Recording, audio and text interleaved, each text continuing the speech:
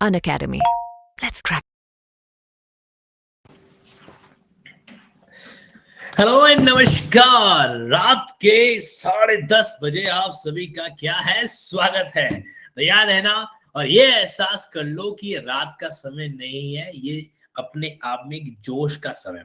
अच्छा, वैसे भी तुम लोग तो रात्रि निशाचर कहलाते हो। मतलब स्टूडेंट जो होता है वो रात में जगने वाला परिंदा कहलाता है। क्या मैं सही कह रहा हूँ? क्या थम्स अप करके बताओ, इज इट ट्रू और नॉट? सर आपने हमको निशाचर कैसे बोल दिया? हम तुम्हारे खिलाफ सर डेफेमेशन का मामला दर्ज करवा देंगे, सिविल मैटर के तहत डैमेजेस क्लेम कर देंगे, सेक्शन 500 के तहत जो है कंप्लेंट भी दर्ज करवा देंगे।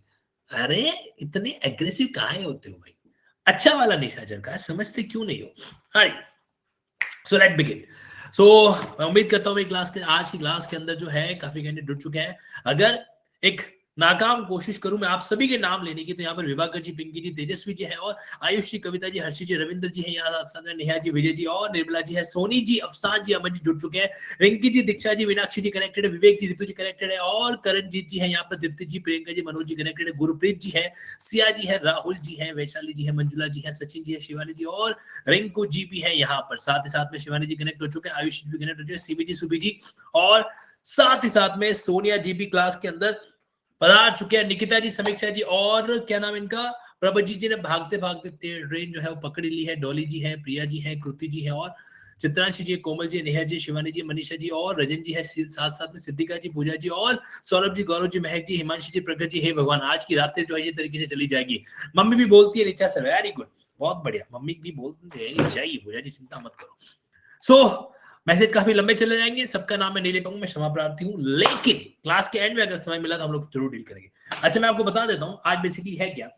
पंजाब पंजाब सिंध गुजरात मराठा द्राविड़ उच्चकल बंगा, हम सभी लग जाते हैं राष्ट्रगान के अंदर ये जो लाइनें जब भी आती हैं तो उस स्टेट के लोगों के दिल का जो जोश होता है अलग लेवल पे चला जाता है। पंजाब जुडिशरी का पेपर हमारे बीच में है।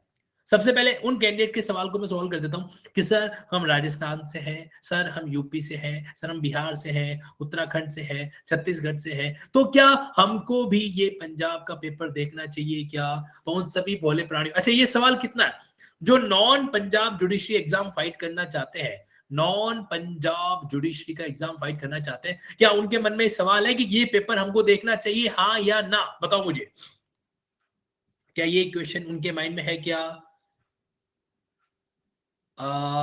यस, ये सवाल उनके मस्तिष्क में है। सर क्या हमें आपके साथ अपनी रात काली करनी चाहिए? मतलब 10:30 से आप पता नहीं कितने बजे तक जाओगे। तो मैं उन 60% कैंडिडेट को जवाब दे देता हूं कि देखो, भारत सरकार की पार्लियामेंट ने तुम्हारे अपने राज्य के लिए जिसकी तुम तैयारी कर रहे हो, उसके लिए अलग से चंदन का टीका खरीद के सीपीसी नहीं बनाई, सीआरपीसी नहीं बनाई, आईपीसी नहीं बनाई है, कॉन्स्टिट्यूशन नहीं बनाया है, और साथ साथ में कई आपके लोकल बड़े कानून भी होते हैं, एविडेंस लॉ अलग से नहीं बनाया। तो आप समझ लो, तो जब आपके स्टेट जुडिशरी के अलग से चंदन का टीका नहीं बना, इसका मतलब आप सभी पूरे भारत में एक ही चंदन इस्तेमाल करते हो, यानी कि आपका लॉ जो है अपने आप में क्या है, कॉमन है, बराबर। तो 100% यस, ये आपको पेपर देखना ही चाहिए। लेकिन हाँ, बाकी कैंडिडेट का समय भी खराब नहीं होना चाहिए, इसलिए मैंने यहां पर इसको 2 भागों में डिवाइड किया है। मैं आज की क्लास में सिर्फ मेजर लॉ का सेगमेंट है जो डील करूंगा। मेजर लॉ के जितने भी सवाल ये पंजाब जुडिशरी में आज की तारीख में 22 जनवरी 2023 को पूछे गए, वो क्वेश्चन हम लोग यहाँ पर डील करेंगे। फिर जो आपके माइनर लॉ है उनको अपन अलग से डील करेंगे, जीके का पोर्शन है जो अलग रहेगा। तो आपको ये क्लास तो कॉमन देखनी है। माइनर लॉ की क्लास के अंदर भी एसआरए कानून है, आपकी ट्रांसफर प्रॉपर्टी एक्ट है, इंडियन कॉन्ट्रैक्ट एक्ट है, या फिर रजिस्ट्रेशन एक्ट वगैरह है, इनकी क्लासेस आप साथ साथ में देख सकते हो। अभी हमारे बीच में क्या क्या होने वाला है, अभी हमारे बीच में सिविल प्रोसीजर कोड होगा, ठीक है, उसके बाद कॉन्स्टिट्यूशन ऑफ इंडिया है, उसके बाद इंडियन पीनल कोड है, उसके बाद सीआरपीसी है, और साथ ही साथ में इंडियन एविडेंस एक्ट है। मैं आपको बता दूं कहां से कहां तक है, अगर मैं भूल जाऊं तो आप मुझे याद दिलाते रहना, ठीक है ना? ये नोट कर लेना जो मैं आपको बता रहा हूं। सीपीसी के जो क्वेश्चन है वो है शुरुआत के 1 से लेकर 16 तक, ठीक है, ये आप मुझे बताना, मैं बीच में भूल जाऊंगा। कॉन्स्टिट्यूशन के क्वेश्चन है 17 से लेकर 25 तक, 17 से 25 तक। इंडियन एविडेंस एक्ट के है 26 से लेकर 38 तक, 26 से लेकर 38 तक। आईपीसी के क्वेश्चन 92 से लेकर 105 तक, और 106 से लेकर 116 तक है आपके सीआरपीसी, ठीक है। टोटल कितने क्वेश्चन हो जाएंगे? 16 इधर हो गए, 17 और 25 कितना हो जाता है भैया? 9 होता है ना। उसके बाद आईपीसी लगभग आपके 9 और 5 14 हो गए, ठीक है, यहाँ से लेकर 11 हो गए, और 26 से 38 13 हो गए। तो मेरी तो गणित वीक है, तुम्हारी स्ट्रॉन्ग है, बता दो मुझे 13 11 कितने, 24 24 से 14 38 38 और 9 आपके हो गए 47 47 और 16 कितने होते हैं सर? 63 होते हैं, ठीक है जी। तो ये सवाल हम लोग फटाफट डील करने वाले हैं, गेट रेडी फॉर दैट। चलो जी, ओके। अच्छा एक बात और, आज संडे था तो हमारी जो आदरणीय पूजनीय जो टीम थी वो आज काम पे नहीं आई हुई थी, तो इसीलिए आज के पेपर को मैंने एज इट इज आपके सामने रखा है। मैं धन्यवाद करता हूं मनप्रीत कौर जी का, अगर क्लास में है तो thank you so much Manpreet ji, क्योंकि आपने पेपर अवेलेबल कराया है जिसके लिए आज की क्लास संभव हो पाई है। ठोको ताली फटाफट मनप्रीत जी के लिए, है ना। क्योंकि देखो बंदा एग्जाम देने के बाद थक जाता है, फिर उसके बाद फोटो खींच के पीडीएफ बना के भेजा, it's really good thing, it's really a good thing. Okay, हाँ जी, अब मैं शुरू करता हूं यहाँ पर इस पेपर को, वरना कुछ लोग बोलेंगे सर हमको कंफ्यूजन है, डाउट है एकदम, फिर राणा सांगा बन जाएंगे। ओके चलो, सो सबसे पहले सीपीसी के 1 से 16 तक मामलों को डील करते हैं। आप चिंता मत करना, मैं आपके लिए जूम आउट करूंगा, घबराना मत, एकदम आपको बिना चश्मे के दिखाई दे ऐसी पूरी व्यवस्था मैं आपकी क्लास के अंदर करूंगा, ठीक है ना। तो ये पेपर है आपका, पेज नंबर 1 पे है, ठीक है जी। चलो अब देखो इसको समझने की कोशिश करना। पहला सवाल आपसे क्या पूछेगा एग्जाम के अंदर कि जो ये देखो, अच्छा पंजाब का पेपर इंग्लिश में होता है, हिंदी में नहीं होता है, तो जो हिंदी मीडियम के स्टूडेंट है, इससे पहले कि वो मेरे पर अंडे टमाटर फेंक के मारे, मैं बता देता हूं, मैं हिंदी साथ साथ में बोलूंगा, ठीक है। मुझे पता था, देखो आगे ना ये लीला जी आगे, सर मैं बॉक्सिंग मार दूंगी, हिंदी कहाँ है इसकी, अरे सर को बॉक्सिंग मारने से कुछ नहीं होगा, मैं साथ साथ में बोलता जाऊंगा, सुनते जाना, ठीक है। चलो, मेन प्रॉफिट यानी कि अंतरकालीन लाभ होता है, ये सिर्फ किस देखो मैं कोई पोल वोल नहीं करने वाला, मैं खुला बता रहा हूं, फटाफट आपको आंसर को सुनो और आगे बढ़ेंगे। मेन प्रॉफिट यानी कि जो अंतर्वर्ती लाभ होता है वो किस किस संबंध में क्लेम है जो होता है, एक्चुअल में सीआरपीसी का जो सेक्शन 212 है ना, वो इससे आपके बेसिकली कनेक्ट होता है, और मेन प्रॉफिट जो है वो सिर्फ और सिर्फ आपके इमूवेबल प्रॉपर्टी के साथ में कनेक्ट होता है, किसके साथ में, जो आपकी स्थावर संपत्ति होती है उसके साथ में कनेक्ट होता है। बड़ा सा सिंपल सा सवाल पूछा गया है, लेकिन थोड़ा सा कॉन्सेप्चुअल है, क्योंकि जब आप 212 को पढ़ते हो ना, 212 में सिर्फ प्रॉपर्टी वर्ड इस्तेमाल कर रखा है, वहां पर ये नहीं लिखा हुआ है कि वो प्रॉपर्टी मूवेबल होगी या इमूवेबल होगी, इसीलिए मेन प्रॉफिट आपका जो है वो इमूवेबल प्रॉपर्टी के संबंध में इस्तेमाल किया जाता है। अगर आप इसको ऑर्डर 20 के साथ में पढ़ोगे, ऑर्डर 20 के रूल 12 के साथ में पढ़ोगे, तो शायद आप इस कॉन्सेप्ट को समझ है जो पाएंगे, ठीक है जी। अगला सवाल, विच of the following is not a legal representative. अब देखो लीगल रिप्रेजेंटेटिव वर्ड को भी सीपीसी के सेक्शन 211 में यूं तो समझा रखा है, लेकिन इन्होंने एक लिस्ट प्रोवाइड कर दी। अगर आप सीपीसी का सेक्शन 211 खोल के देखोगे तो अलग से कोई लंबी चौड़ी लिस्ट आपको नहीं दिखने मिलती है। हाँ ठीक है, इंटरमिडलर के बारे में कुछ पॉइंट जरूर बता रखे हैं, लेकिन कोई लिस्ट आपको नहीं दे रखी है। ऐसे केस में लीगल रिप्रेजेंटेटिव का ये सवाल आपके लिए थोड़ा इंपॉर्टेंट हो सकता है। ये सवाल ठीक वैसे ही जैसे सेक्शन 9 है, आपको पता है सेक्शन 9 के अंदर कौन सा सूट सिविल नेचर का है, कौन सा नहीं है, उसकी लिस्ट दे नहीं रखी है, लेकिन आपको पता होनी चाहिए, वैसा का वैसा ही है। खैर यहाँ पर मैं आपको आंसर बता देता हूँ, रेजिड्यू यानी कि जो कुछ भी पीछे बचा उसका जो लेगेसी होता है, मतलब उसको प्रॉपर्टी का एक भी टुकड़ा मिला है तो भी वो अपने आप में लीगल रिप्रेजेंटेटिव है।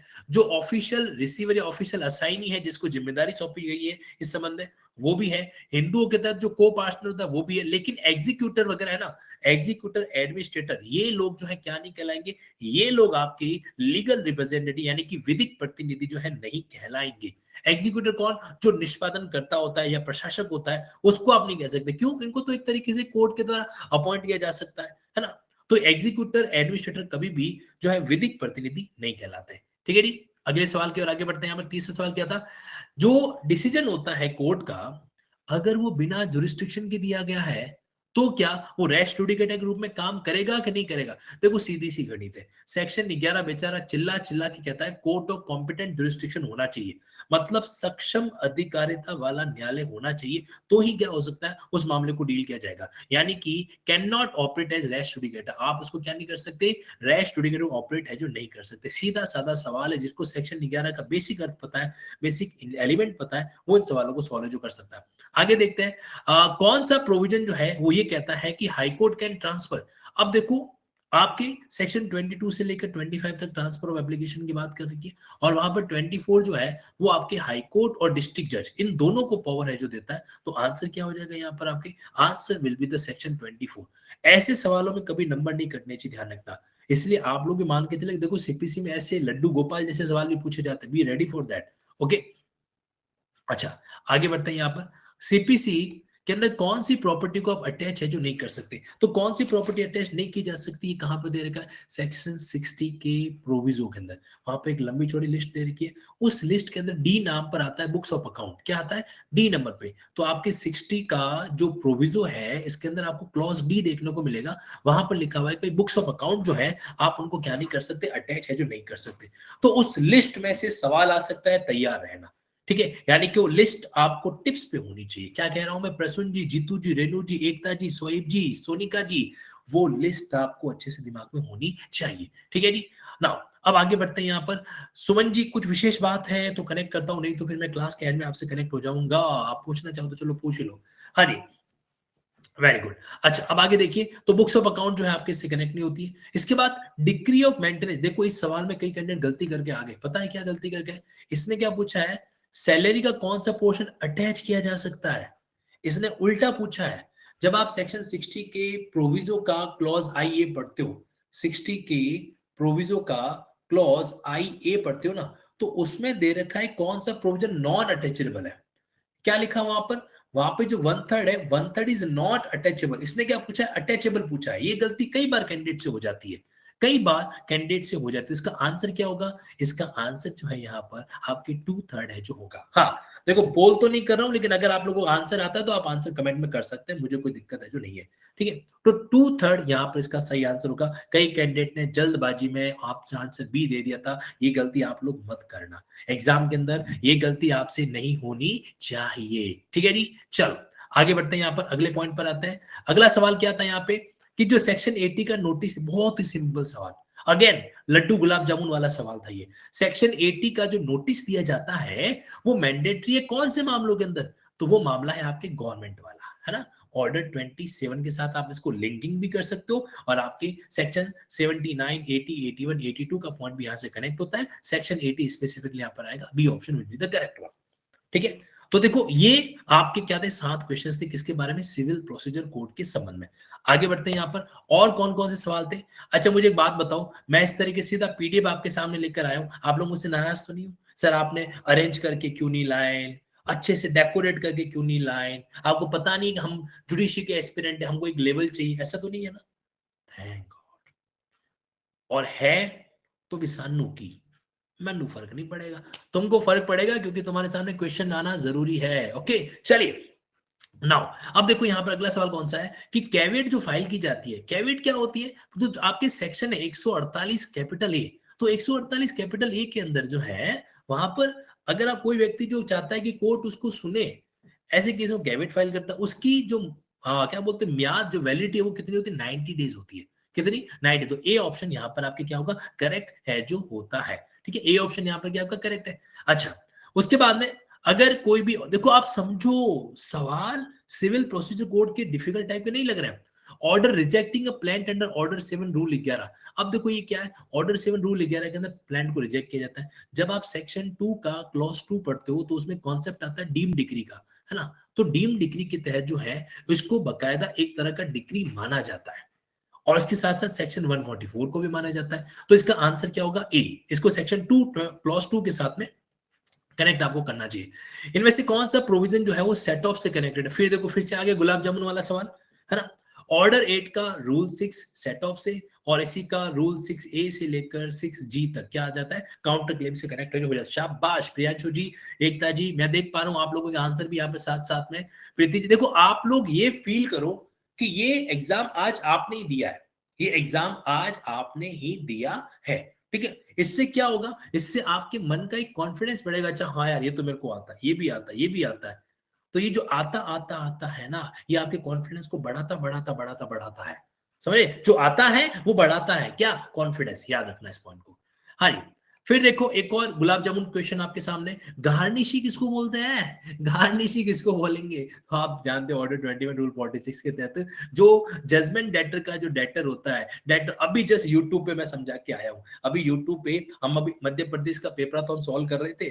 पेपराथन आप में से कुछ लोगों को नहीं पता होगा, मैं बता देता हूँ। बेसिकली क्या है कि मेरा इरादा है कि 2023 में हर स्टेट जुडिशरी की इस तरीके से एक पेपराथन निकलेगी।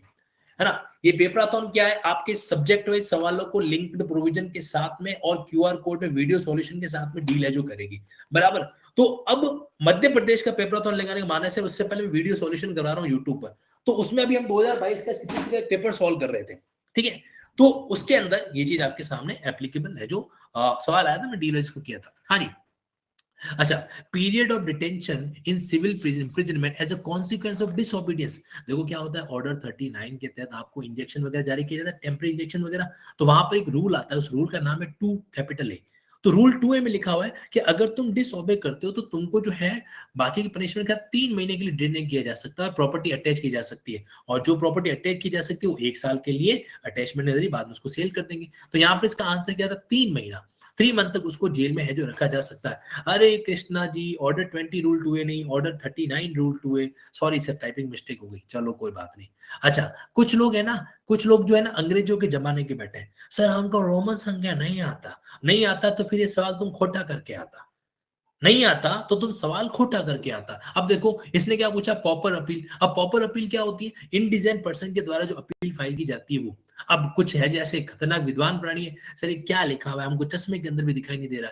अरे भाई 40 को ये लोग रोमन में XL बोल रहे हैं, ठीक है, XL 40। अब इसके साथ अगर 1 जुड़ रहा है तो ये 41 हो गया, 2 जुड़ रहा है तो ये 42 हो गया, 3 जुड़ रहा है तो 43 हो गया, 4 जुड़ रहा है तो 44 हो गया। ये आना चाहिए, मैं बता रहा हूँ, मैं खुला कह रहा हूँ। वहां जाके है ना ऐसे नाटक किया कि मेरे को रोमन नहीं आता, वो नहीं आता, कोई तुम्हारे ऊपर दया सिंपैथी नहीं दिखाने वाला है।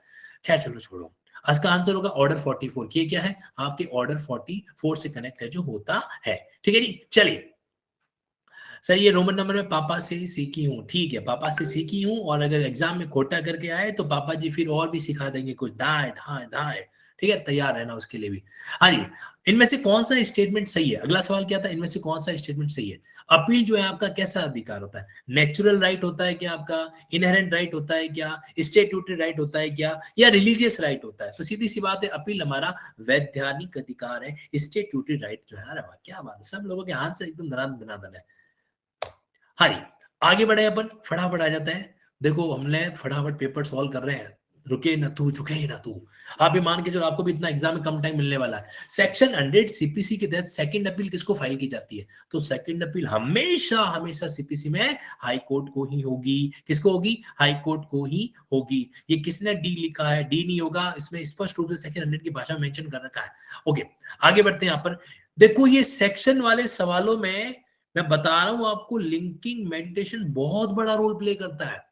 लिंकिंग मेडिटेशन में दावे के साथ कह रहा हूं, गारंटी के साथ कह रहा हूं, अगर एक भी कैंडिडेट आप में से ऐसा हो जो लिंकिंग मेडिटेशन कर रहा हो और ऐसे सवाल खोटे कर पा रहा, तो मैं पढ़ाना छोड़ दूंगा, इतना मैं इस मेथड पे विश्वास करता हूं। यकीन मानिए, you can deal with linking meditation में कुछ नहीं करना, लिंकिंग चार्ट्स लगा दो, ठीक है, सुबह सुबह आधा पौन घंटा, आधा घंटा, 1 घंटा डेली खड़े हो जाओ, देखो कहां से सेक्शन को रिकॉल कर पा रहे हो नहीं कर पा रहे हो, जिसको रिकॉल कर पा रहे हो उसका लिंकिंग कर पा रहे हो नहीं कर पा रहे हो, बहुत जरूरी है, बहुत जरूरी है। हाँ जी, तो which of the following deal with the enforcement of decree against the LR. तो एलआर के अगेंस्ट डिक्री के बारे में कौन सा सेक्शन डील करता है, तो उसमें डील कर रहा है आपका सेक्शन 52।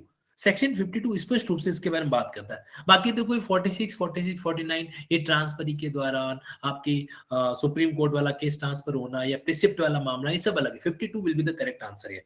वैसे ये हेडिंग से ही पता चल जाता है, एकदम स्पष्ट रूप से सवाल वहां से पूछा गया। अच्छा, सुप्रीम कोर्ट की जो पावर होती है कंप्लीट जस्टिस करने की, इनहेरेंट पावर, हम लोग कई बार लिंकिंग करते हैं सीआरपीसी के 482 के साथ में, सीपीसी के 151 के साथ में। आज देखो ये काम आ रहा है। अब आप देखना, ये ऐसे वर्ड जिनके माइंड में इनहेरेंट पावर है वो उसको रिकॉल कर पा रहा होगा, तो 142 यहाँ पर करेक्ट आंसर है। कौन सा है, सुप्रीम कोर्ट के जो कंप्लीट जस्टिस करने की पावर है वो कहां पर दे रखी है आपको, 142 के अंदर दे रखी है। अच्छा, हम लोग कॉन्स्टिट्यूशन स्टार्ट कर चुके हैं, ठीक है, सीपीसी आपका खत्म हो चुका है, कॉन्स्टिट्यूशन स्टार्ट हो चुका है, ठीक है। 16 तक, शुरुआत के 16 सवाल आपके सीपीसी के थे। अब मुझे बताओ सीपीसी में अंदर अगर मैं आपसे पूछूं, आपको क्या लगता है आपका लेवल कितना है। आप अब देखो, आपने 16 क्वेश्चंस देख लिए, ठीक है, मैं आपसे एक पोल कंडक्ट कर रहा हूं, A option, B option, C option, D option. तो 16 में से आप लोग टिक करते जाना, कितने खोटे कर रहे हो, कितने सही है जो कर रहे हो, आपको कितना आ रहा है। आपको क्या लगता है आपकी परफॉर्मेंस जो है वो कैसी है, आउट ऑफ 16 आपकी परफॉर्मेंस जो है वो 13 से 16 के बीच में है, या फिर 10 से 13 के बीच में है, या फिर 5 से 9 के बीच में है, या फिर 5 से भी डाउन है? मुझे फटाफट पोल करके बताओ। मैं एक पोल सबमिट कर रहा हूं, A B C D. According to you what is the progress in your case? आपके केस में सीपीसी में आपका लेवल क्या है? ओके, तो लगभग लगभग देख पा रहा हूं कि 50% जो कैंडिडेट्स हैं उन्होंने ए कैटेगरी चूज की। बहुत बढ़िया। और मैं आपको बता रहा हूं, इस सीपीसी का जो लेवल रहा है, अगर आपको जुडिशरी निकालना है तो आपका भी लेवल ये वाला होना चाहिए। सीपीसी में इसमें कोई डिफिकल्ट क्वेश्चन नहीं पूछ रहे हैं, कोई डिफिकल्ट क्वेश्चन है जो नहीं पूछे गए हैं। ओके, बिल्कुल मैं यूपी के लिए प्लान कर रहा हूं, अभी इसके बाद सीधा यूपी का नंबर लगाएंगे, घबराइए मत आप। हाँ जी, अब आप देखो, अब ना आगे बढ़े। What are the requirement for removal of a जज of Supreme Court of India? Supreme Court के जज को रिमूव करना है तो आर्टिकल 124 के क्लॉज 4 और क्लॉज 5 को याद करोगे। प्रेसिडेंट का ऑर्डर चाहिए, यस। मोशन पास होना चाहिए बोथ हाउस के द्वारा, यस।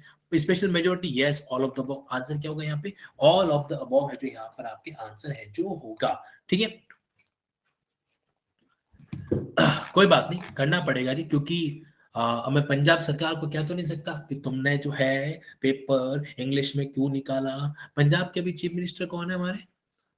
वही है ना जो पहले कॉमेडियन वगैरह हुआ करते थे, है ना?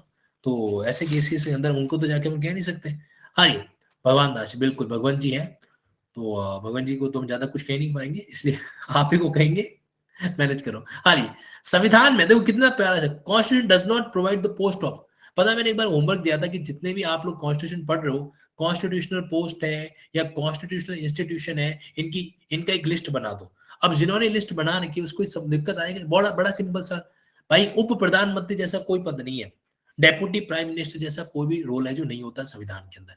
अच्छा, अटॉर्नी जनरल के अंदर भारत का जो महान्यायवादी है, उसके संबंध में कौन सा स्टेटमेंट जो इनकरेक्ट है? कौन सा है इनकरेक्ट?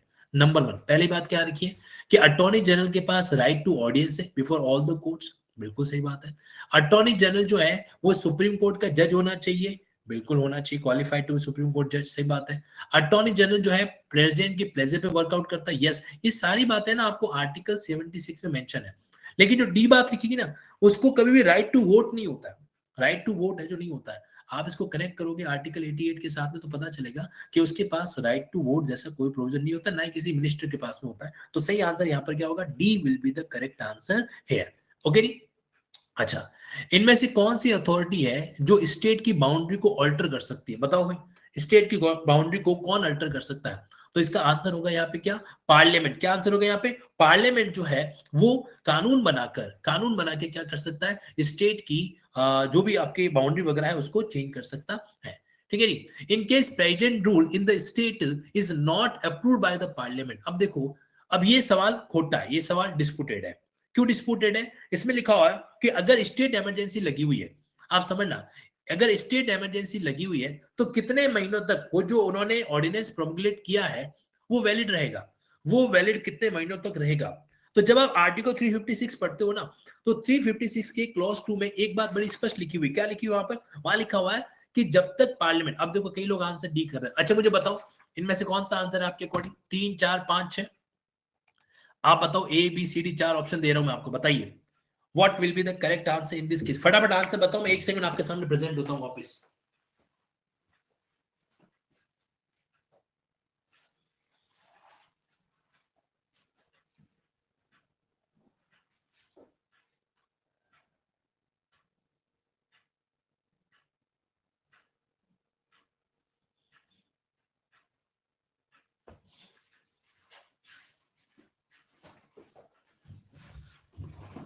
हाँ जी, यस। तो देखो सबने अलग अलग आंसर दिया, मैं आपके सामने कुछ प्रेजेंट करता हूं। ठीक है, तैयार हो जाओ। I am presenting before you something something.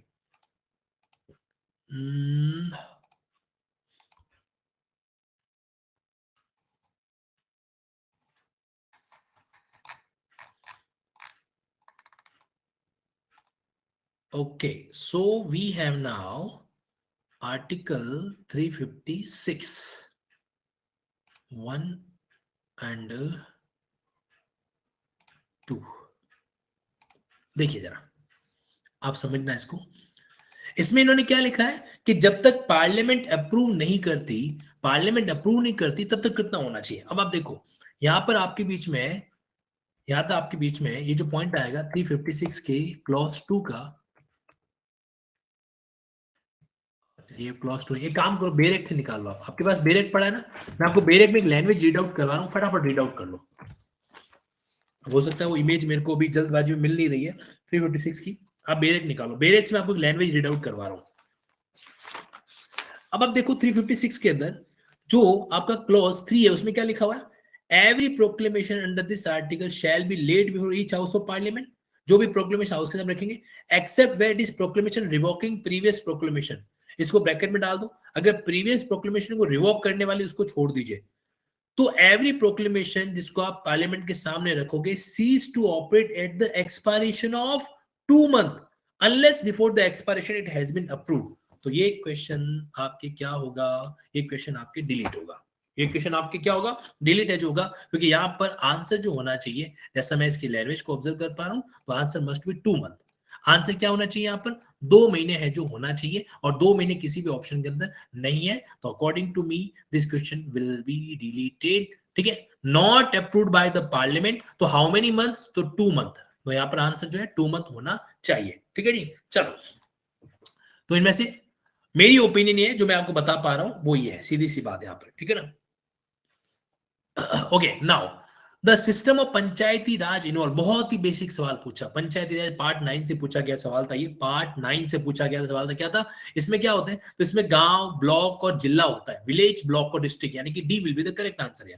ठीक है, अच्छा उसके बाद में कौन से ईयर में चीफ इंफॉर्मेशन कमिश्नर है। अब ये सवाल थोड़ा सा अलग लेवल का पूछा गया था, आर्टिकल 12 से आप इसको कनेक्ट कर सकते हो। आरटीआई एक्ट के पर्पज के लिए जो पॉलिटिकल पार्टीज होती है उनको पब्लिक अथॉरिटी, लोक प्राधिकारी का माना, तो 2013 में क्या ऑर्डर आया था जी, ये थोड़ा सा एक फैक्चुअल सवाल भी आप कह सकते हो, 2013 में ऑर्डर आया था, तो ये सवाल कॉन्स्टिट्यूशन से इनडायरेक्टली कनेक्टेड, डायरेक्टली इसका कोई कनेक्शन है जो यहाँ पर नहीं है। 2013 के अंदर एक ऑर्डर आया था जिसके तहत इन्होंने इसको पब्लिक अथॉरिटी है जो माना था। ठीक है, अच्छा आगे बढ़ते हैं। यहाँ पर देखो, अगर मेरे से जाने जाने में कोई फैक्चुअल गलती होती, क्योंकि देखो फैक्चुअल गलतियों की मैं गारंटी नहीं लूंगा, कॉन्सेप्चुअल गलती नहीं होगी क्लास में, ये बात श्योर है। अगर आपको लगता है कि नहीं सर आपने तो वो बताया जबकि कुछ और है, तो आप मुझे डेफिनेटली टेलीग्राम कर सकते हैं, हक से कर सकते हैं। 2013 according to me the correct fact है। ठीक है, हाँ जी, ओके आगे आगे बढ़ते हैं। यहाँ पर इन रिसेंट डिसीजन, अब पता है आपको मैंने करवाई थी एक क्लास खल्लास, गारंटी के साथ कह रहा हूं, जाके क्रॉस चेक करना। ये आपके त्रिमूर्ति त्रिमूर्ति फ्रेगनेंस का जजमेंट हमने डिस्कस किया था। क्या था इसके अंदर कि भाई अगर कौन सी बेंच का जजमेंट अगर आप मानोगे, क्या मानोगे उसको, मेजर मानोगे, तो उसमें लिखा हुआ था कि judgment delivered by larger bench, इससे डजेंट मैटर, जैसे मान लो पहली बेंच बैठी थी 5 जनों की, उसमें जजमेंट आया 4:1, या 7 की बैठी थी उसमें जजमेंट आया सपोज करो 5:2 से, 7 की बेंच में 5:2 आया, बाद में आपके एक जजमेंट आया 9 का, 9 बेंच बैठी वहां पे जजमेंट आया 5:4, तो लेटेस्ट जो लार्जर बेंच है, अब लार्जर बेंच ने कैसे भी जजमेंट दिया हो डजेंट मैटर। ठीक है, तो ये सवाल हमने एक क्लास खल्लास, अगर आपने, कितने लोगों ने यूट्यूब पर वो क्लास देख रखी है, एक क्लास लैंडमार्क जजमेंट 2022 खल्लास, कितने लोगों ने देख रखी है, एक क्लास लैंडमार्क जजमेंट 2022 खल्लास, कितने कैंडिडेट ने देखी। 31 दिसंबर को हमने सेलिब्रेट किया था नया साल, तो जिन कैंडिडेट ने नहीं देखी मैं स्ट्रांगली रिकमेंड कर रहा हूं जाके जरूर देख लेना, एग्जाम पर्सपेक्टिव से बहुत उसमें ही आया था, त्रिमूर्ति फ्रेगनेंस, आंसर इसका ए होगा, आंसर क्या होगा इसका, ए है जो यहाँ पर होगा। अब आपका स्टार्ट होता है एविडेंस लॉ। ठीक है, अब आपका एविडेंस लॉ 26 से 38 के क्वेश्चन आपके बीच में आएंगे। ये था कॉन्स्टिट्यूशन, तो कॉन्स्टिट्यूशन का पोल करवा देता हूं। कॉन्स्टिट्यूशन के टोटल क्वेश्चन कितने थे, 9, तो 9 में से आपका लेवल क्या है, ए बी सी डी, आप 8 या 9 क्वेश्चन आपने सही किए हैं, या 6 से 7 क्वेश्चन सही किए हैं, या 3 से 5, या फिर 3 से भी कम, बताइए according to what is your level. हाँ जी, आपके अकॉर्डिंग आपका लेवल क्या है यहाँ पे।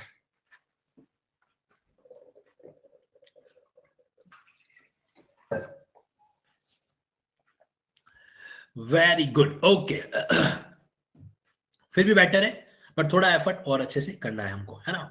इस सवाल में, इसमें दो सवालों को हटा दूं मैं, तो बाकी आपको जैसे परेशानी जो है नहीं होनी चाहिए। अच्छा आपको पता है, अगर ये नाम आपको नहीं भी याद है तो यार कॉन्सेप्ट पता है, इनमें कॉन्सेप्ट आपको होना चाहिए, हमने बहुत अच्छे से इसको डिस्कस भी है जो अपने आप में किया था। देखिए आगे बढ़ते हैं। यहाँ पर the law relating to hostile witness is provided, बहुत ही बेसिक और सिंपल सा क्वेश्चन है। हॉस्टाइल विटनेस का कॉन्सेप्ट कहां पर दे रखा है? 154 के अंदर, यानी कि पक्षद्रोही साक्षी क्या होता है? पक्षद्रोही साक्षी कहां पर दे रखा है? 154 में मेंशन है जो कर रखा है। ठीक है, अगला सवाल, इनमें से which of the following is an accurate proposition, इनमें से कौन सा बिल्कुल सही बात है जो कहता है, सटीक बात है जो कहता है? पहला ऑप्शन, ल्यूनेटिक जो है वो कॉम्पिटेंट पर्सन नहीं है। ल्यूनेटिक जो होता है वो कॉम्पिटेंट नहीं है, क्या ये सही है? या फिर आपके इसमें से, मैं इसको जूम आउट कर रहा हूं और आप देखिए, lunatic absolutely competent है, या फिर lunatic is competent witness when he is able to understand the question and answer।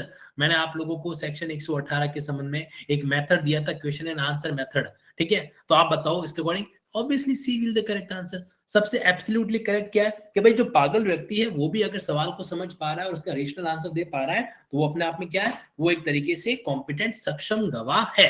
तो क्वेश्चन आंसर वाला मेथड आपके सीधा आ गया। थोड़ी देर पहले डिस्कस किया था हम लोगों ने, कौन सा पेपर ऑन कर रहे थे?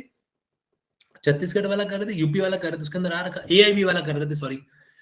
अच्छा, एविडेंस एक्ट में फैक्ट का मतलब क्या होता है? एविडेंस एक्ट में फैक्ट का मतलब है जो क्या होता है? इसका मैं आंसर आप लोगों से जानना चाहता हूं, बताओ भाई आपके अकॉर्डिंग क्या इसका आंसर होगा? एक तथ्य का मतलब, पहले मैं आपको ये क्लियर कर देता हूं कि यहाँ पर जो अलग अलग शब्द आ रखे हैं वो क्या होता है। फैक्टा, फैक्टम प्रोबेंडम कह दो या फैक्टा प्रोबेंडा कह दो, एक ही बात है।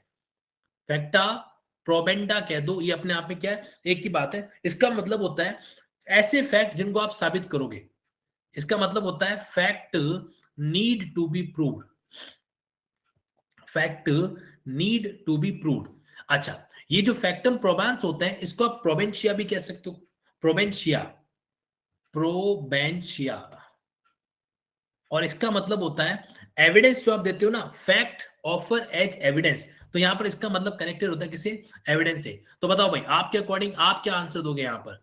फटाफट बताइए, फिर इसका मैं आपको आंसर अपने अकॉर्डिंग देता हूं। ए बी सी डी, इसमें आपके अकॉर्डिंग क्या इसका आंसर है जो रहेगा? ये सवाल आपके सामने आए तो देखो ध्यान से समझिएगा। हमारे पास में सेक्शन 3 जो आता है, सेक्शन 3, देखो ये सवाल आपसे एविडेंस एक्ट के पॉइंट ऑफ व्यू से पूछा गया है, सीपीसी के पॉइंट ऑफ व्यू से नहीं पूछा गया है। अगर सीपीसी के पॉइंट ऑफ व्यू से पूछा जाता तो हम आंसर क्या देते? ए देते। लेकिन एविडेंस पॉइंट ऑफ व्यू से फैक्ट मींस एनीथिंग, कोई भी मेंटल स्टेट कुछ भी हो सकता है ना? तो वहां पर आपके सामने ये दोनों चीजें क्या होती हैं? ऑब्जर्वेशन का पॉइंट आएगा, यानी कि both factum probandum and probans will be part of it. हालांकि कई ऑथर की बुक्स हैं इसके अंदर वो सिर्फ कहते हैं कि नहीं इसमें से फैक्टम प्रोबेंडम आएगा, और उनका कहने का लॉजिक है कि एविडेंस की परिभाषा अलग से दे रखी है, बट मैं थोड़ा जस्टिफाई नहीं हूं। फैक्ट का मतलब इज फैक्ट, तो answer C will be according to me. Hari, अगर आपके पास ये लॉजिक है कि एविडेंस का अलग से परिभाषा दे रखा है इसलिए यहां पर फैक्टम प्रोबांस नहीं आएगा, तब तो कोई सेंस नहीं बनेगा। इसके अलावा और कोई लॉजिक बात है तो आप मुझे जरूर बताइएगा, ठीक है ना? हाँ जी, 29, कॉन्स्पायरेटर के द्वारा जो कुछ भी कहा जाता है कॉमन डिजाइन के अंदर वो रिलेवेंट है। कहां पर रिलेवेंट? बहुत सिंपल सा क्वेश्चन है, सेक्शन 10। देखो लड्डू गुलाब जामुन क्वेश्चन है, डोंट मिस इट, इसको मिस है जो मत करना। अभी इस क्लास में कितने लोग पार्टिसिपेट कर रहे हैं मुझे फटाफट बताओ। अभी इस क्लास में कितने लोग पार्टिसिपेट कर रहे हैं मुझे एक नंबर बताइए। तो 400 कैंडिडेट से मैं आपसे कहना चाहता हूं इस ऐसे सवालों के आंसर खोटे नहीं होने चाहिए, नहीं होने चाहिए, नहीं होने चाहिए किसी भी केस के अंदर, है ना? हाँ जी, सेक्शन 10 आपका करेक्ट आंसर है जो होगा। लिंक विद आप इसको चाहो तो सेक्शन 30 वगैरह के पॉइंट ऑफ व्यू से कनेक्ट है जो कर सकते हो। हाँ जी, इनमें से कौन सा पब्लिक डॉक्यूमेंट नहीं होगा? इनमें से कौन सा पब्लिक डॉक्यूमेंट है जो नहीं होगा? सेक्शन 74 का एक पॉइंट आपके सामने आ रहा है। तो सर्च वारंट, देखो भाई कोर्ट के द्वारा सर्च वारंट है, यानी कि एक पब्लिक सर्वेंट ने ऑफिशियल ड्यूटी एक्सरसाइज करते समय डॉक्यूमेंट है जो बनाया। कलेक्टर का द्वारा कोई कोर्ट कटिंग की रिपोर्ट है, या order of the competent authority regarding the commodity के प्राइसिंग को लेकर, तो ये सारा है। लेकिन जो लास्ट में लिखा हुआ ना प्लांट और रिटर्न स्टेटमेंट, ये पब्लिक डॉक्यूमेंट नहीं है। आपने कोर्ट में प्लांट सबमिट किए, इसको प्राप्त करने का अधिकार हर कोई व्यक्ति नहीं रखता है, हर कोई व्यक्ति नहीं रखता है। आपको पता है कई बार जो है ना एक अननोन पर्सन जिसका कोर्ट से कोई कनेक्शन नहीं है, वो कोर्ट में एप्लीकेशन लगाता है कि साहब मुझे फलाने केस की फाइल चाहिए, पर्टिकुलर केस की फाइल की कॉपी चाहिए, कोर्ट नहीं देता है। पता है क्यों नहीं देता है? क्योंकि that's not a public document, that's not a public document, ठीक है जी? ओके तो ये आपका डी पॉइंट आ जाएगा यहाँ पर। Fact which need not to be prove, बहुत ही सिंपल सा क्वेश्चन है, सेक्शन 56 से उठा के पूछा गया, तो जुडिशियल नोटिफिकेबल फैक्ट है, एडमिटेड फैक्ट है, उनको साबित करने की जरूरत नहीं, आंसर होगा डी। यहाँ पर आंसर क्या होगा, D will be the correct answer in this situation.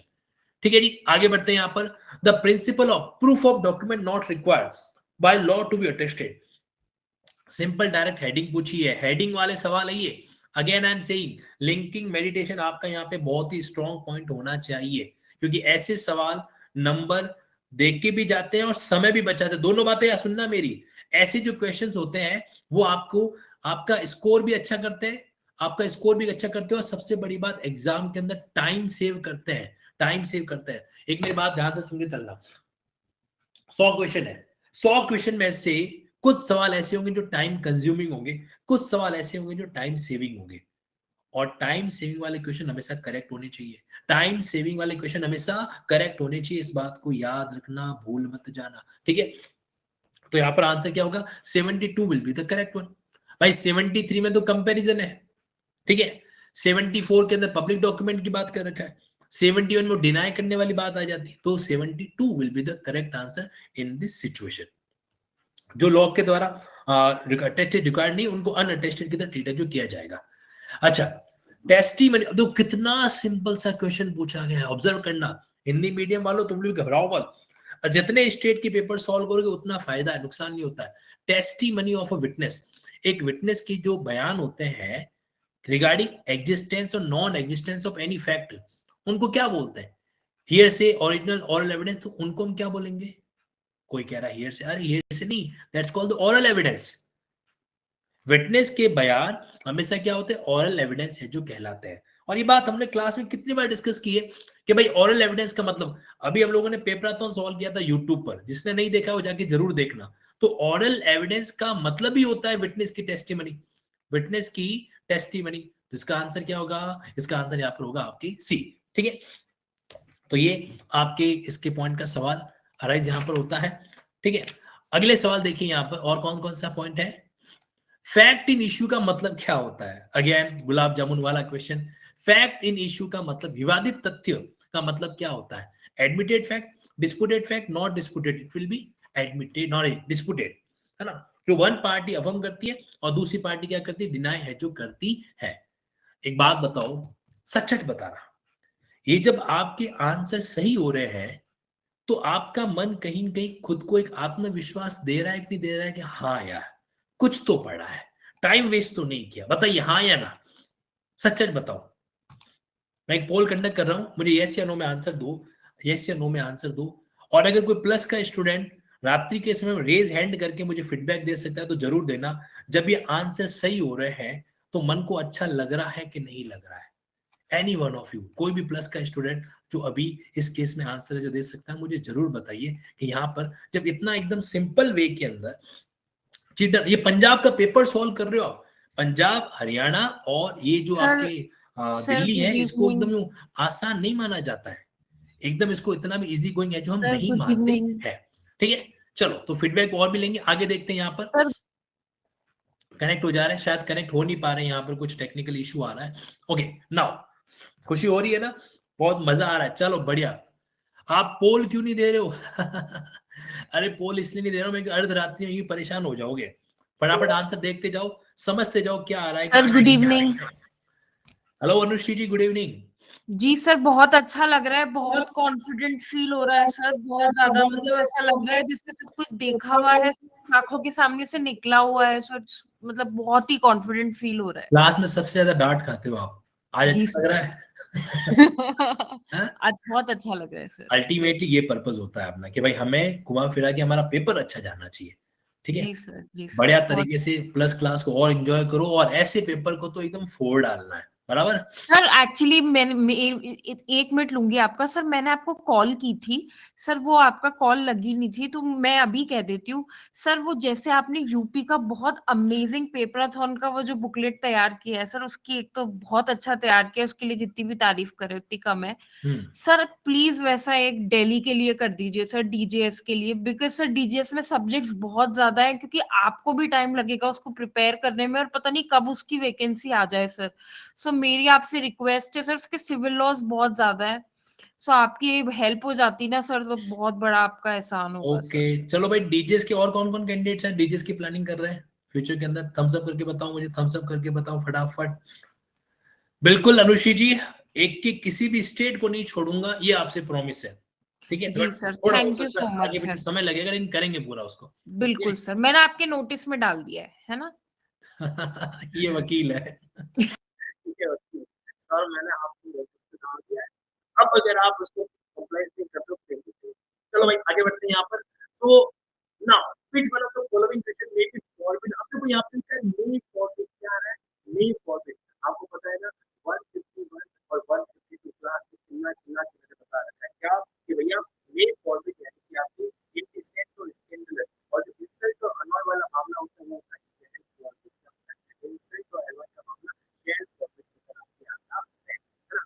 तो हमेशा ध्यान रखना आपकी मे फॉरबिड से 1 एंड 2 ऑप्शन कौन सा होगा, पहला वाला ऑप्शन है यहाँ पर आपको।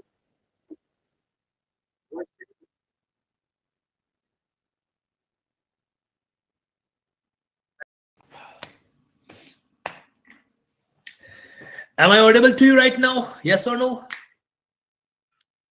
Okay, now clear? मैं सवाल को वापस समझा देता हूं। देखो ये पॉइंट हमने क्लास में कितनी बार डिस्कस किया है, मे फॉरबिड वर्ड आ रहा है, मे और शेल का कितना अंतर होता है उसको समझो आप। यहाँ पर 151 मे फॉरबिड, 152 शेल फॉरबिड। तो यहाँ पर आपके 151 जो आ रहा है वो इंडिसेंट और स्कैंडलस के पॉइंट ऑफ व्यू से कनेक्ट है, जो होता है। आपको पता है एआईबी की जो पेपराथन तैयार हुई ना, उसमें ऐसे कई तरह के क्वेश्चन सॉल्व हुए हैं। आप लोगों की गलत फहमी में दूर कर देता हूं।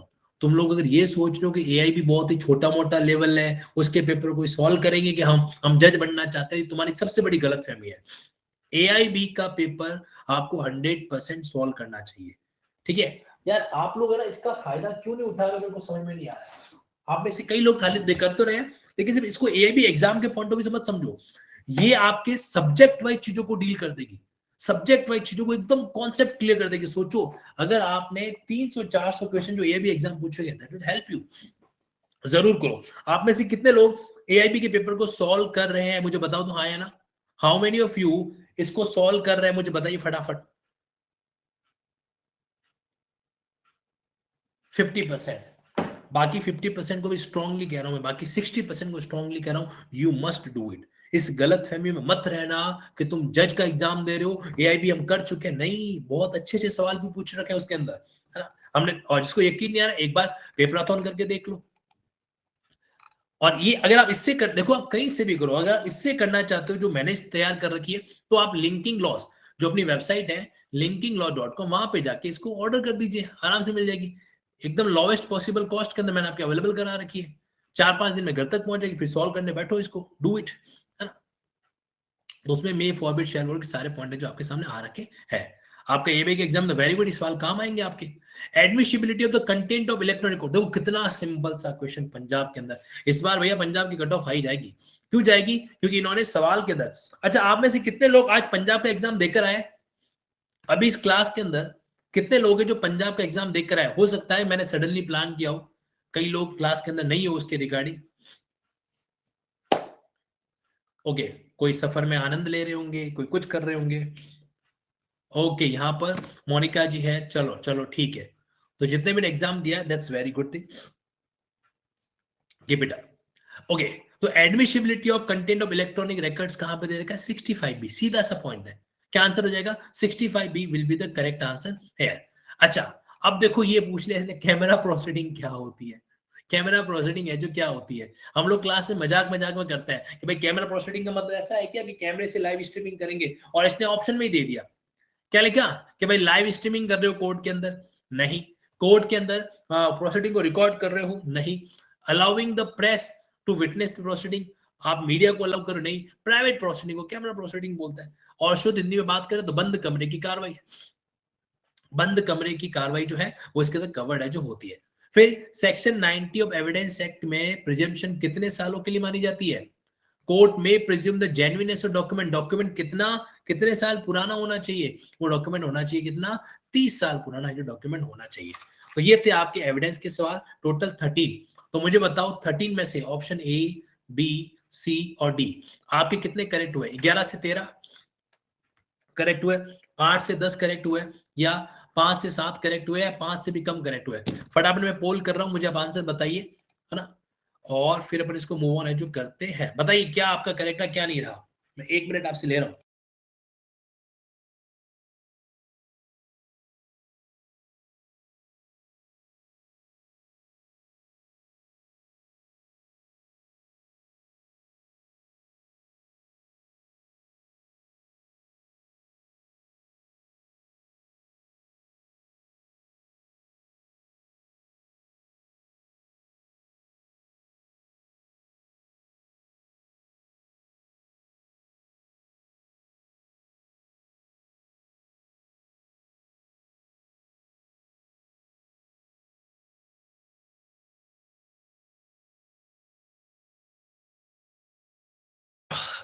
मैं माफी चाहता हूँ डिस्टरबेंस के लिए, बट 100 डिग्री से ज्यादा का जो फीवर है वो बॉडी को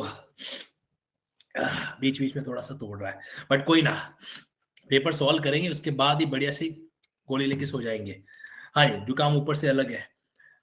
वेरी गुड। तो अब जिन लोगों का कैंडिडेट्स का क्राइटेरिया यहाँ पर आ रहा है, तो इसका मतलब उनकी तैयारी ठीक है, उनकी तैयारी जो है वो ठीक है। आप लोग अपनी मेहनत बना के रखना, ऐसे सवालों के अंदर नंबर है जो नहीं कटना चाहिए, ऐसे सवालों के अंदर नंबर नहीं कटना चाहिए, ठीक है जी। चलो आगे बढ़ते हैं यहाँ पर। द रूल, खैर ये तो आपके टीपीए का सवाल है, क्या टीपीए के बारे में कल बात करेंगे, आज बात नहीं करेंगे। अब देखो एविडेंस के बाद में हम आ जाते हैं आईपीसी पर। आईपीसी आपके 92 से 104, मैं 92 आपके बीच में लेकर आता हूँ, 92 जो है आपके बीच में लेकर आ जाता हूँ, एक सेकेंड। यस,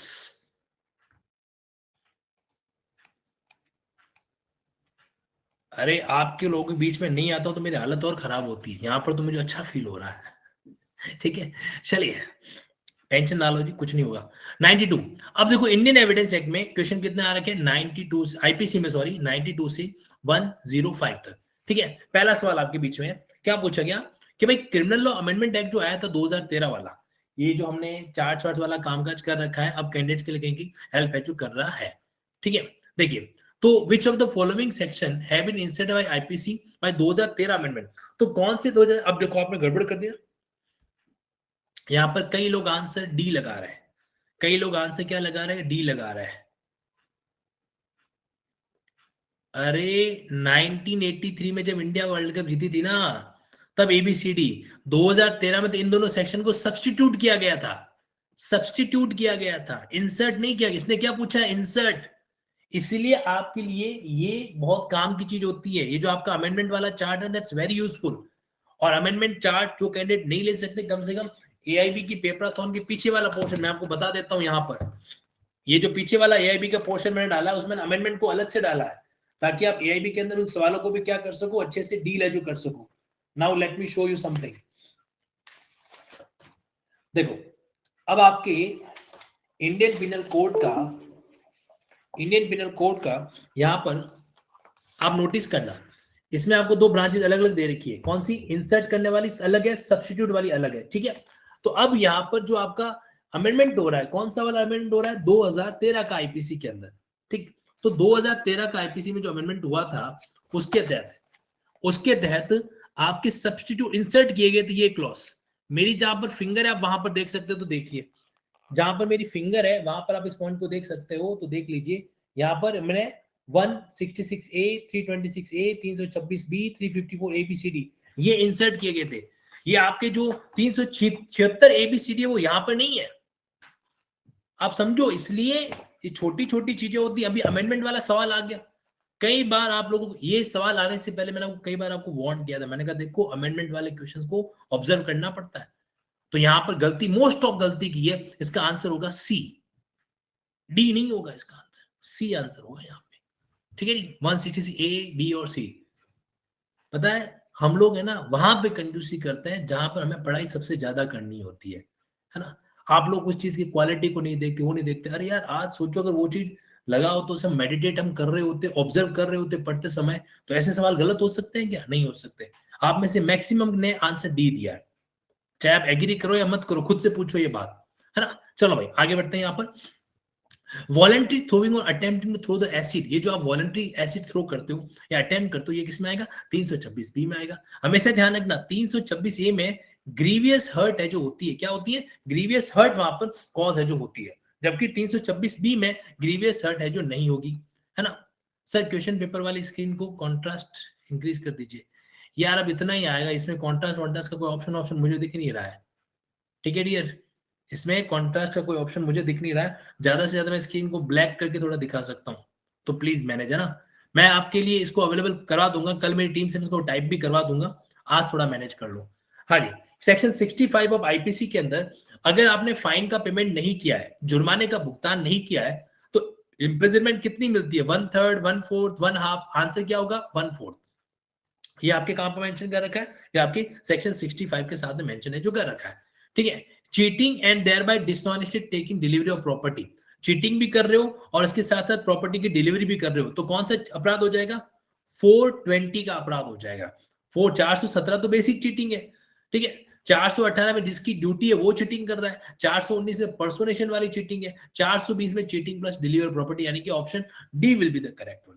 ऑप्शन डी जो है वहां पर आपका क्या होगा, ये है जो करेक्ट है जो होगा। हाँ जी, इस fifth section IPC deal with homicide by negligence, negligence के द्वारा किसी व्यक्ति की मृत्यु हो जाना, डेथ बाय नेग्लिजेंस को आप होमिसाइड बाय नेग्लिजेंस है जो कह सकते हो। तो यहाँ पर क्या आंसर आएगा, डेथ बाय नेग्लिजेंस कहां दे रखा है, 304 कैपिटल ए, कहां पर आ जाएगा, 304 कैपिटल ए। किसी ने बी बोला है, रेणु जी क्या कर रहे हो, बी नहीं है, बी डॉबरी डेथ है, यहाँ पर क्या होगा, 304 A will be the correct one. इसको आप डेथ बाय नेग्लिजेंस में है जो वो भी कह सकते हो, सिंपल सिंपल क्वेश्चन पूछेंगे। अब अगला सवाल आपके सेक्शन 53 में से इनमें से कौन सी पनिशमेंट नहीं होती है, फोरफीचर ऑफ प्रॉपर्टी होती है, रिगरस इंप्रिजनमेंट होती है, ट्रांसपोर्टेशन ऑफ लाइफ खत्म हो चुकी है, अब नहीं होती ट्रांसपोर्टेशन ऑफ लाइफ, और डेथ सेंटेंस ये भी होती है। तो आपके जो ये फोरफीचर ऑफ लाइफ वाली मामला है वो आपके यहाँ पर एप्लीकेबल है जो नहीं होगा, क्या नहीं होगा, वो आपके एप्लीकेबल यहाँ पर है जो नहीं होगा, ठीक है ना। यस, थोड़ा सा ठंड का एहसास कम किया जाए। हाँ जी, आगे बढ़ते हैं यहाँ पर। तो ये आपको ध्यान रखना है इस केस के अंदर कि आपके ट्रांसपोर्टेशन जैसा कोई भी मामला यहाँ पे नहीं आएगा। अगला सवाल क्या था हमारे बीच में कि भाई रेयरेस्ट ऑफ रेयरेस्ट केस, अब ये देखो कितनी बार, मतलब इस बार तो एकदम पूरे लड्डू गुलाब जामुन पकड़ा है, ठीक है। आंसर क्या होगा इसका, बच्चन सिंह का केस था कि भाई जो डेथ सेंटेंस दी जानी चाहिए वो रेयरेस्ट ऑफ रेयरेस्ट केस के अंदर ही है जो दी जानी चाहिए, अदरवाइज नहीं मिलनी चाहिए, ठीक है। बच्चन सिंह वाला पंजाब वाला केस जो इससे कनेक्ट है जो होता है। अब इन्होंने सोचा यार हमारे पंजाब का मामला है, पूछेंगे ही पूछेंगे, पुराना है तो क्या हुआ, सबको आता है तो क्या हुआ। अच्छा, इस सवाल में कई कैंडिडेट ने आंसर तो सही किया, लेकिन अगर इसकी एक्सप्लेनेशन देखी जाए तो गड़बड़ हो गई थी उनसे। हाँ जी, 99 के केस में ये सवाल किससे कनेक्ट होता पता है, कि अगर आपको एक बार 376 में सजा हुई है और वापस आपने वो अपराध किया है तो आप कौन से पॉइंट से कनेक्ट करोगे, वेरी गुड अनामिका जी, बहुत बढ़िया। ये आपका पॉइंट कनेक्ट होता है 376 कैपिटल ई से। इसके अंदर मतलब रिमाइंडर ऑफ 8 नेचुरल लाइफ, ये वर्ड वहां पर क्या मेंशन है जो कर रखा है। अब वैसे मैं आपको बता दूं, ये जो शब्द आपके आते हैं ना 20 साल 14 साल 30 साल, ये स्पेसिफिकली कहीं पर मेंशन है जो नहीं कर रखा है। हाँ, एक फ्रैक्शन ऑफ वाला पॉइंट जरूर आता है, वो एक अलग है, ठीक है। फ्रैक्शन वाला पॉइंट जो आता है वो एक अलग पॉइंट है यहाँ पर। हाँ जी, under section 120A of IPC to constitute the offence of criminal conspiracy, कम से कम कितने लोग चाहिए, कम से कम 2 बंदे चाहिए, सीधा सा क्वेश्चन था यहाँ पे, कम से कम कितने बंदे चाहिए, 2 बंदे हैं जो चाहिए, ठीक है। हाँ जी, 370 आईपीसी का जो सेकेंड एक्सप्लेनेशन है उसके तहत विक्टिम की कंसेंट क्या मटेरियल होती है, नहीं होती है, विक्टिम की कंसेंट इमटेरियल है, कोई फर्क नहीं पड़ता।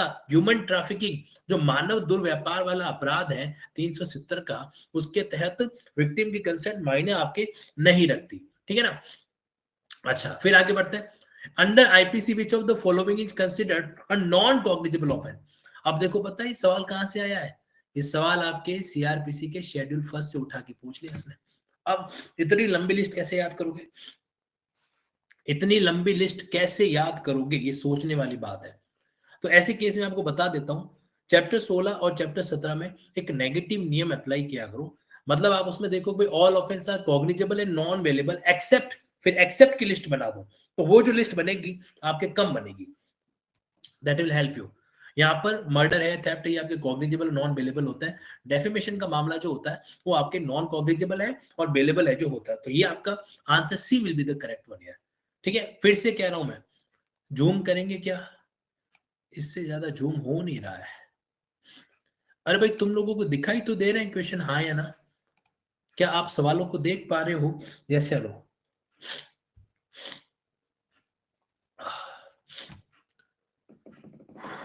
देख पा रहे हो ना? वेरी गुड, ठीक है, okay, 5 minute, okay, yes.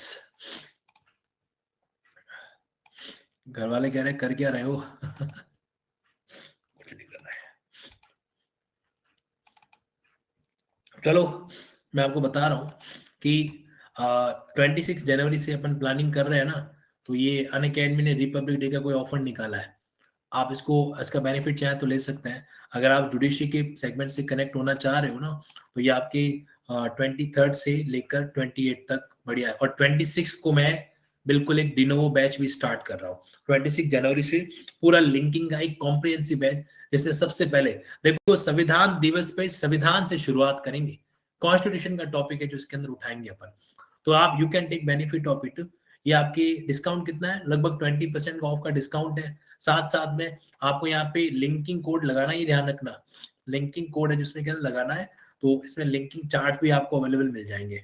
Linking charts भी आपको, और इस ऑफर पीरियड में ध्यान रखना है, ड्यूरिंग दिस ऑफर पीरियड आपको लिंकिंग चार्ट अभी नहीं है, रात को 12 बजे के बाद एक्टिवेट होगा। अभी ऑफर एक्टिवेट नहीं, मैं आपको एडवांस में जानकारी दे रहा हूँ, ठीक है। अगर आप एलएलबी के स्टूडेंट हो तो आपको दिमाग लगाना चाहिए 18 मंथ या 24 मंथ के पॉइंट ऑफ व्यू से, ठीक है। और ये आपके 50,000 के अंदर ही मेंशन है जो हो रहा है, ठीक है। अब कुछ लोगों ने गलतफहमी ये भी फैलाई कि अनअकैडमी जो है वो 2 लाख रुपए ले रही है फीस। नहीं यार, देखो जो फैक्ट होता है हमें उसको बिलीव करना चाहिए। अब इनकी आइकॉनिक पे जो मेंटोर वाला है उसका भी मैक्सिमम 134 है, डिस्काउंट के बाद 107 आ रहा है। तो थोड़ा सा ये जो ब्राह्मी क्या कहते हैं उसको, भ्रामकता फैलाई जरूर ध्यान रखें। और इसमें आप ईएमआई ऑप्शन को भी यूज करें। लेकिन हाँ मैं एग्री करता हूँ, अमाउंट अगर बड़ा होता है तो आप उसको ईएमआई में कन्वर्ट करके अप्लाई जो कर सकते हैं। एक नोट्स प्रोवाइड होंगे क्या सर, वगैरह वगैरह? नोट्स क्लास में बनाए जाते हैं एक्चुअली, है ना, बनाए जाते हैं, ठीक है। भ्रामक मीन्स मतलब उन्होंने लिखा है कि यार वो 1.5 लाख सॉरी 2 लाख रुपए की फीस है जो लेते हैं, ऐसा नहीं, मतलब झूठी बात नहीं कहनी चाहिए। ये फैक्ट फिगर है, मैं कोई प्रशंसा नहीं कर रहा हूँ अनअकैडमी की। मुझे किसी इंस्टीट्यूशन से कोई फर्क नहीं पड़ता, मैं सीधा बता रहा हूँ, मुझे आप लोगों से फर्क पड़ता है ना। बाकी कोई भी हो चाहे, है ना, आप लोगों के लिए फर्क पड़ता है, तो बस दैट्स ऑल। तो ये आपके लिए ऑप्शन है, आप चाहो तो कनेक्ट कर सकते हो। और आप चाहें तो 26 जनवरी से जो मैं स्टार्ट करने वाला हूँ उससे कनेक्ट हो सकते हो, लिंकिंग वाले पॉइंट ऑफ व्यू से, है ना। सर तबीयत खराब है फिर भी आप हमारे लिए, किसके लिए आएंगे बताओ, है कौन हमारा?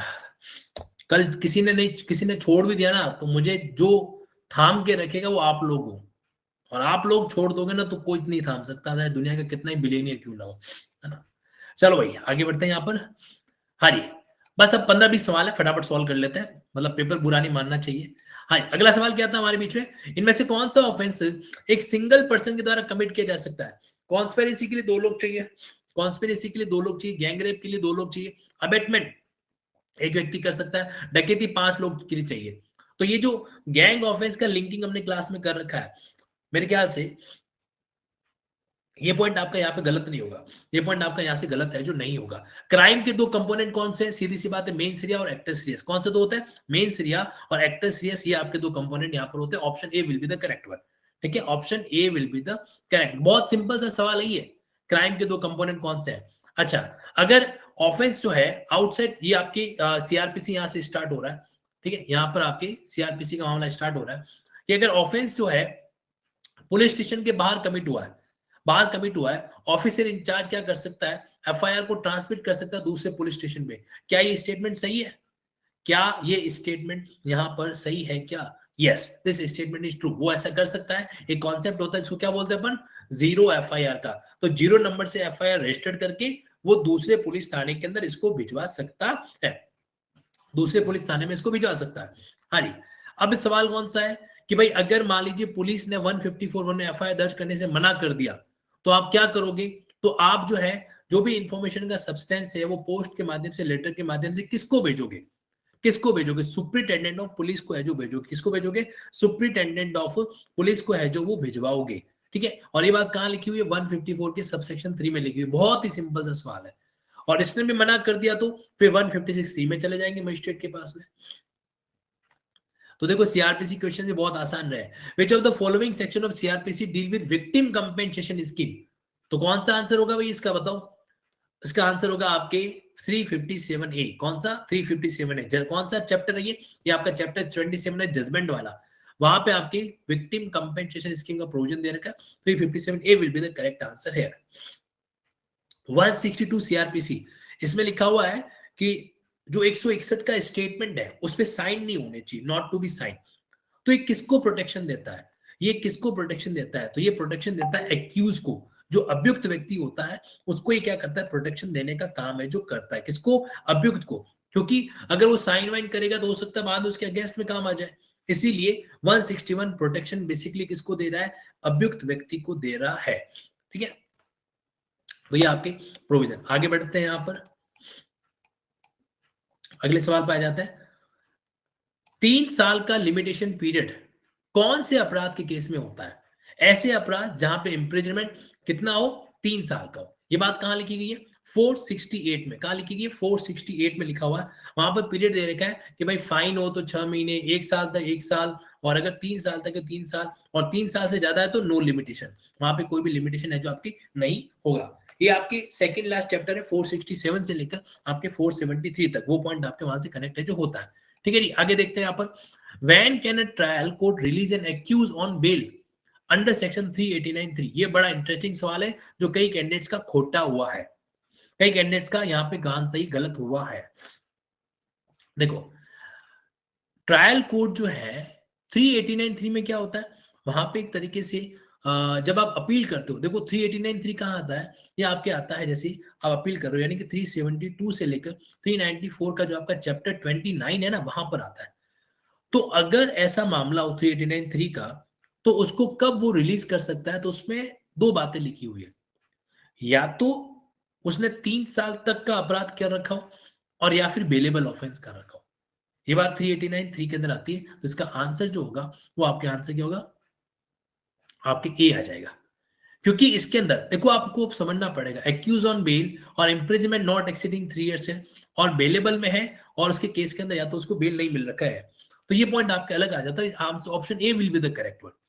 ठीक है ना, डी में आप कंफ्यूज हो सकते हो, लेकिन ये जो इन्होंने पीछे वर्ड डाल दिया ना, इसने गड़बड़ कर दी, तो आंसर विल बी ए यार। हाँ, सेक्शन 82 सीआरपीसी किस में डील करता है, बहुत ही सिंपल सा प्रोविजन है। 82 किस में डील करता है, प्रोक्लेमेशन के मामलों को डील है जो करता है, उद्घोषणा के बारे में डील है जो करता है। बहुत सिंपल सा क्वेश्चन है जो पूछा गया था यहाँ पे ये। ठीक है, इनमें से करेक्ट स्टेटमेंट कौन सा है 164 के संबंध में। 164 में बयान रिकॉर्ड किए जाते हैं, the magistrate shall inform the accused that he is not bound to make a confession. Magistrate क्या करेगा, इन्फॉर्म करेगा एक्यूज को कि वो कन्फेशन देने के लिए बाउंड नहीं है। Number 1, shall inform that confession can be use against him, उसके खिलाफ इस्तेमाल की जा सकती है। कन्फेशन रिकॉर्ड करते समय उसके लॉयर का प्रेजेंट होना जरूरी है। मजिस्ट्रेट इस बात को वेरीफाई करेगा वो वॉलंटरी है कि नहीं है। बताओ भाई क्या आंसर होगा यहाँ पे, C will be the correct answer. Lawyer की बात 164 में कहीं पर नहीं लिखी गई है, लॉयर की बात 164 में कहीं पर भी नहीं लिखी गई है। ओके, नेक्स्ट पॉइंट पर आते हैं और उसको समझने की कोशिश अपन यहां पर करते हैं। अगला सवाल है कि इनमें से 164 हो गया हमारा, यस। ये जो समन केस को वारंट केस में कन्वर्ट करना होता है, ये कौन सा सेक्शन है, सीधा सेक्शन पूछा गया 251 से लेकर 259 तक, 251 से लेकर 259। तो इसमें जो 259 यानी कि आपका जो अंतिम सेक्शन है वो बात करता है कि मजिस्ट्रेट को लगे कि इस मामले को हमें किस तरीके से डील है जो करना चाहिए, तो वो क्या कर सकता है, उसको कन्वर्ट है जो करा सकता है, किसमें, समन केस के को वारंट केस में कन्वर्ट है जो करा सकता है। एक सवाल बहुत ही बेसिक सा है कि जो प्रोसिक्यूशन को विड्रॉ किया जाता है, प्रोसिक्यूशन को विड्रॉ करता है। देखो ये जो विड्रॉवल वर्ड है इसकी बहुत जगह पे लिंकिंग होती है और आपको याद रखनी पड़ेगी। विड्रॉवल की लिंकिंग कहां कहां पर होती है, सेक्शन 34 उठा के देख लो, 257 उठा के देख लो, है ना, उसके बाद 224 उठा के देख लो। इन सारे पॉइंट में विड्रॉल, प्रत्याहरण जैसा शब्द आता है, और वापस आप इसी को सीपीसी में लेके जाओगे तो कई सारे पॉइंट आ जाएंगे। तो अगर कोई ऐसा शब्द जो आपको मल्टीपल सेक्शंस को, मल्टीपल कॉन्सेप्ट को रिकॉल करवा सकता है, तो आपको रिकॉल करना चाहिए। वेरी गुड, विड्रॉवल आपके ऑर्डर 23 में आप ले जा सकते हो, है ना। चलिए नो, तो अब क्या हो जाएगा यहाँ पे, विड्रॉवल अंडर सेक्शन 321 क्या होगा, before the judgment is pronounce. Judgment pronounce होने से पहले कभी भी प्रोसिक्यूशन क्या कर सकता है, मामले को विड्रॉवल करा सकता है। ठीक है जी, लास्ट के 2-3 सवाल बचे, आ जाइए कनेक्ट हो जाइए।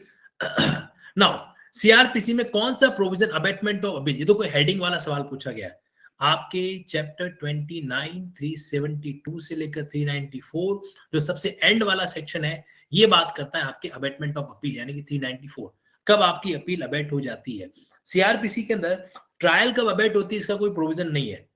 सीपीसी के अंदर है कि सूट कब अबेट हो सकता है, लेकिन सीआरपीसी में ट्रायल कब अबेट होती है इसका प्रोविजन नहीं है, लेकिन अपील कब अबेट होती है इसका प्रोविजन उन्होंने मेंशन है, जो कर रखा है। लास्ट वाला question, a person who has been in practice as an advocate for not less than so and so year, उसको आप एसपीपी बना सकते हो। देखो आपको पता है, मैंने एक लॉजिक बताया था, मैंने कहा था कि सेक्शन 24 का क्लॉज 7 ये तो आपके 7 साल की प्रैक्टिस की बात करता है। 7 साल की प्रैक्टिस चाहिए पीपी को, नॉर्मल बीपी को, और इसी का अगला सेक्शन 24 क्लॉज 8 ये 10 साल की प्रैक्टिस की बात करता है, और 10 साल की प्रैक्टिस किसको चाहिए, एसपीपी को है जो चाहिए, किसको चाहिए, एसपीपी को 10 साल की प्रैक्टिस है जो चाहिए। तो आंसर क्या होगा इसका, D will be the correct answer है। तो ये सारे क्वेश्चंस थे किसके बारे में, आपके 5 मेजर लॉ के। अब जाते जाते सिर्फ एक बात को ध्यान से सुन लो, इसके माइनर लॉ मैं अभी देखता हूं, मैंने अनूप सर को बोला है कल वो आपके लिए अलग से क्लास करवाएंगे, तो माइनर लॉ के लिए अनूप सर आपके अलग से क्लास करवाने वाले हैं, कल के क्लास के अंदर होगा। ठीक है, उसका कोई भी डाउट हो आप मुझसे अलग से भी पूछ सकते हो, कोई प्रॉब्लम है जो नहीं है। तो आज हम लोगों ने जो मेजर लॉ किए, इसमें आपका खुद के प्रति सेटिस्फेक्शन जो है वो कितना है, ये मैं जानना चाहता हूं।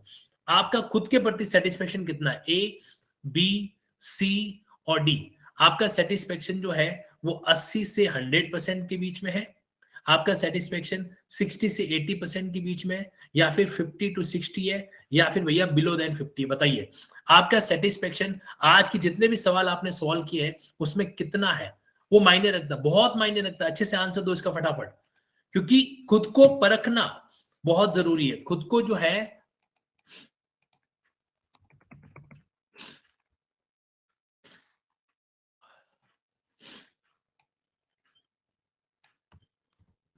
खुद को परखते रहना बहुत जरूरी है। तो मैं देख पा रहा हूं यहाँ पर लगभग 40% राउंड ऑफ करूं तो कैंडिडेट कह रहे हैं लगभग है, फिर 40% यहाँ पर आ रहा है, फिर भी अच्छी पोजीशन है। 50-60 इनको इंप्रूवमेंट करना पड़ेगा। देखो एक बात बताएं, टू बी ऑनेस्टली अगर मैं आपसे बात करूं, टू बी ऑनेस्ट अगर मैं बात करूं, तो मुझे ऐसा लगता है कि ऐसे पेपर के अंदर आपका कॉन्फिडेंस ये होना चाहिए। पंजाब का पेपर कोई ज्यादा डिफिकल्ट नहीं आया, 2-3 सवालों को सॉल्व कर ले तो उसको छोड़ दें, तो वो दो कोई ऐसा पॉइंट नहीं आ रहा है। लगभग हमने सारे पॉइंट क्लास में डिस्कस किए हैं। हाँ जी, तो ऐसा कोई कैंडिडेट है जो प्लस का कैंडिडेट हो और इस क्लास को अटेंड कर रहा हो, प्लस का कैंडिडेट इस क्लास को अटेंड कर रहा हो, मुझे बताओ, है ना। और उनका पेपर का मामला जो है किस तरीके से गया है, मैं उनसे जानना चाहता हूँ पेपर का मामला किस तरीके से गया है। अब थोड़ा 2 मिनट अपन उनसे फीडबैक जान लेते हैं, फिर आप लोग भी सो जाना, मैं भी सो जाऊंगा, निश्चिंत रहिए, है ना। Hello Bahadur ji. Hello, good evening sir. Good evening. आपने क्या पेपर दिया था कि आज ये? नहीं सर, नहीं दिया सर, पेपर नहीं दिया। ओवरऑल खुद की परफॉर्मेंस कैसी ऑब्जर्व कर पा रहे हो? सर बहुत ही अच्छा सर, 80 to 100% के कैटेगरी में आ रहा हूँ सर। मैंने सारे क्वेश्चन नोट भी कर लिए सर, क्वेश्चन बहुत अच्छे लगे सर। चलो कुल मिला के वो प्लस वाला मामला वर्कआउट कर रहा है, मतलब ऐसा मन दुखी तो नहीं हो रहा कि अरे यार मैंने ज्वाइन करके गलती तो नहीं कर दी, ऐसा तो नहीं हो रहा? No no sir, no sir, आपसे तो हम सर काफी एलएलबी के टाइम से जुड़ने की कोशिश में थे सर। यूट्यूब पे वाईटी की क्लास बहुत सी देखते थे सर। बहुत बढ़िया, बहुत चीजें करके जाओ बहुत बहादुर जी, जज बनना है और छोड़ना नहीं है बस, ठीक है ना। मैं आपके बारे में यस व्यक्तिगत भी जानता हूँ और मुझे पूरा यकीन है कि आप एक जुझारू इंसान है, 100% चीजों को करके दिखाओगे। Okay dear. यस सर, बिल्कुल सर, बिल्कुल बिल्कुल ओके, 100%। बहुत बढ़िया।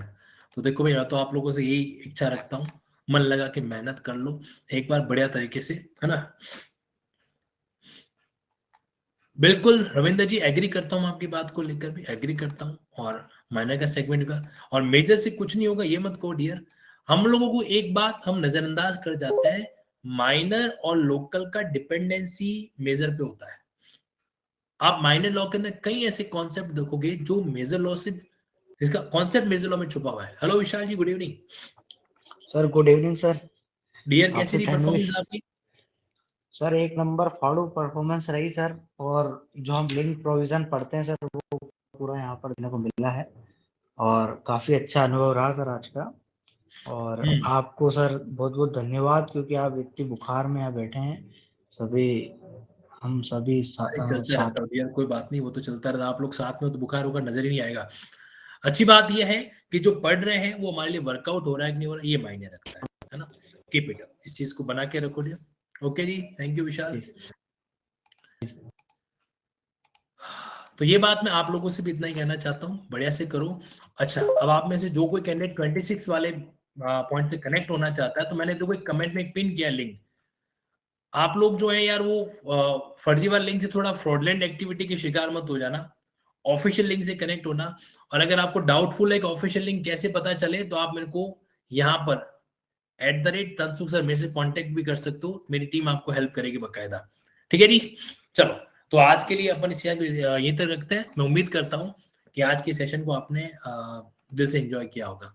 हाँ जी, आज का सेशन में मजा आया कि नहीं आया, हाँ है ना बता दो मुझे फटाफट। पोल के अंदर एक छोटा सा पोल कर रहा हूँ, फटाफट यस या नो बता दीजिए।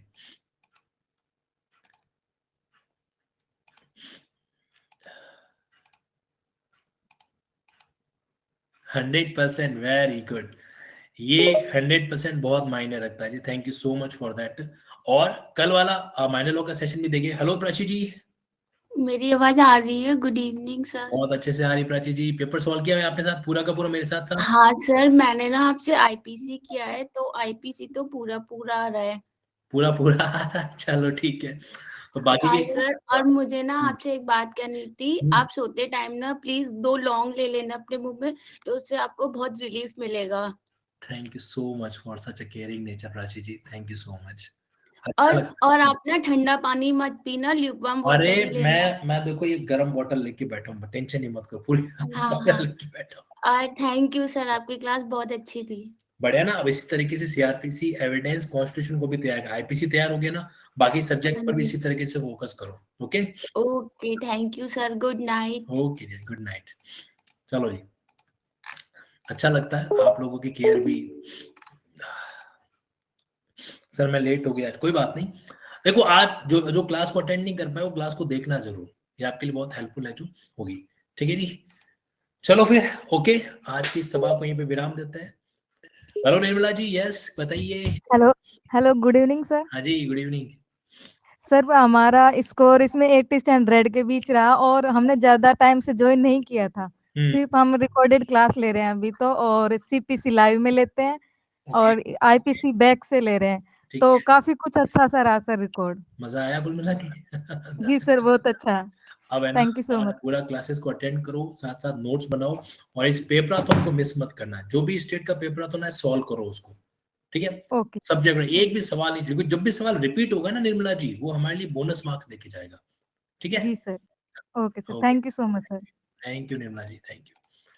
देखो पुराने पेपर्स में से जब भी सवाल रिपीट होता है, मेरी बात याद रखना, जब भी सवाल रिपीट होता है हमेशा हमारे लिए वो बेनिफिशियल होता है, टाइम सेव करता है।